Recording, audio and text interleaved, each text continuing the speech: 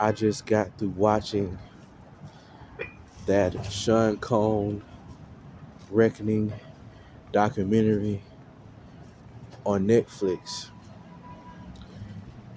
I don't see why everybody is surprised about all these secrets that's coming out with Sean Combs.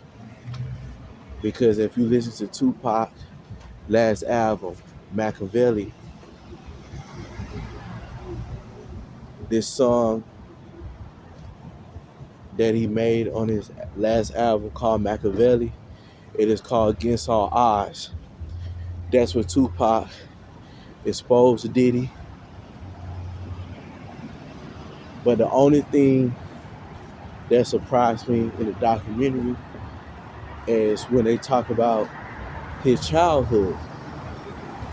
You know, how his father was a drug dealer, you know, how his mother dressed him up like a gangster or a drug dealer.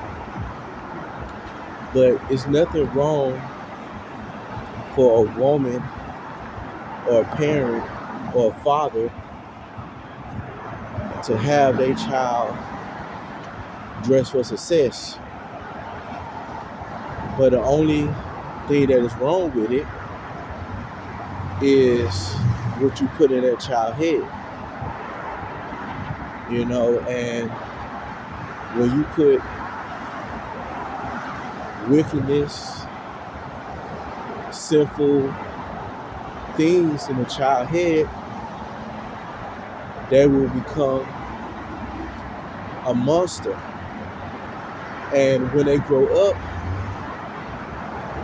they will lose control of themselves and they don't know right from wrong.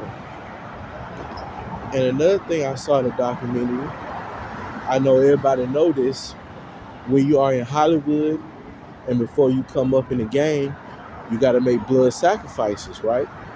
In the documentary, Diddy has sponsored this basketball celebrity basketball game, and 9 people died in a celebrity basketball game. And Diddy said in the documentary, he said because of that situation, he became popular and he came up in the game. And the sad thing about it,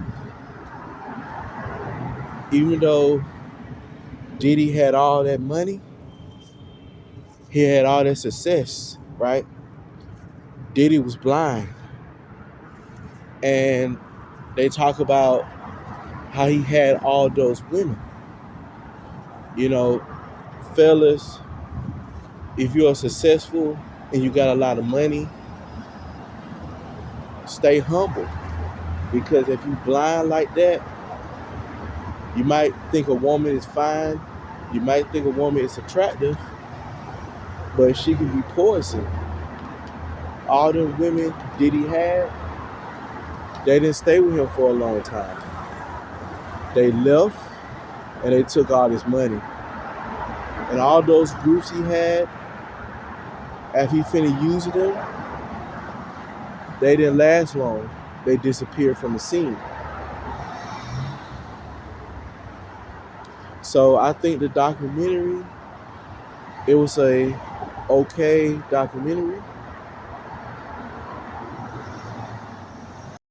I don't think that Diddy had something to do with Tupac murder, but what I see, I think that Puffy was an instigator behind Tupac and Biggie murder. But I'm still don't understand why Biggie got killed. Because in an interview, Biggie said that in California, people like his music. He said in New York, people like his music. And me, myself, I was a big fan of Biggie as well. So to me, I think that Sean Combs might have to eliminate Biggie because again, when you move up in the industry, you have to have a blood sacrifice. Wherever there's trails of money, you have to make a blood sacrifice.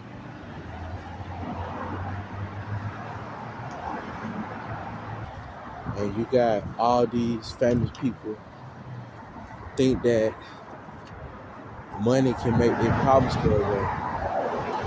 Money cannot make your problems go away. It's important that you treat people right and respect those people who stay loyal to you. Going back to that Tupac, Machiavelli, Against All Odds song, if you listen to that song closely, if you examine that song, everything is connected to the situation that Puffy is going through now. On one verse of the song, Tupac said that he might get murdered for the shit he about to say. And he was talking about all the evil shit that Puffy did. But when I grew up in the 90s, when I listened to Puffy, I had no idea that Puffy was involved with so much stuff. See, in the music game, in Hollywood, you might think that you're free because you got money, you got different kinds of opportunities around you. But when you get out of pocket, Hollywood can blackmail you and expose you to the world. So I go by the laws of God. Don't give yourself to the world, because if you give yourself to the world, they can eat you up and spit you out.